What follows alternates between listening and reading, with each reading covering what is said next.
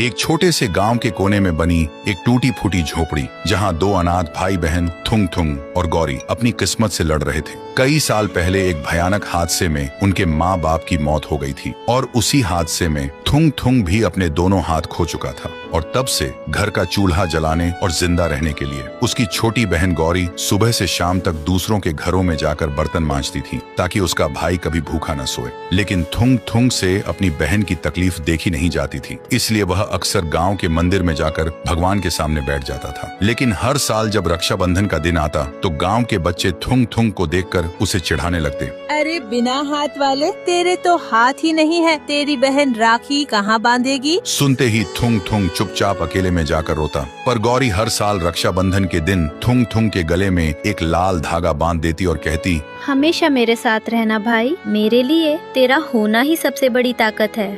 लेकिन एक साल रक्षाबंधन से एक रात पहले किस्मत ने ऐसी करवट ली कि सब बिखर गया। गौरी को तेज बुखार ने घेर लिया। वह बिस्तर पर बेहोश पड़ी थी और उसकी सांसें धीमी पड़ती जा रही थी। थुंग थुंग मदद के लिए चीख चीख कर गांव वालों के दरवाजे खटखटाने लगा, लेकिन किसी ने दरवाजा नहीं खोला और हार कर वह अपनी बहन के पास लौट आया। अपनी बहन को इस हालत में देखकर पहली बार उसे अपनी लाचारी पर इतना गुस्सा और दुख हुआ कि वह टूट गया। वह न तो अपनी बहन को गोद में उठा सकता था, न उसके माथे पर ठंडी पट्टी रख सकता था और न ही दवा लाने के लिए कुछ कर सकता था। अपनी लाचारी से टूटकर थुंग थुंग दौड़ता हुआ गांव के मंदिर में पहुंचा और घुटनों के बल बैठकर रोते हुए चीख कर बोला, मैंने आज तक तुझसे कुछ नहीं मांगा माँ, लेकिन आज पहली बार कुछ मांग रहा हूँ। मेरी मासूम बहन को बचा ले माँ, बदले में मेरी दोनों आंखें ले ले, मेरी जान ले ले, लेकिन मेरी बहन को कुछ मत होने देना माँ। तभी हवा तेज होने लगी, आसमान में बिजली कड़कने लगी और मंदिर की घंटी अपने आप बजने लगी। फिर सुबह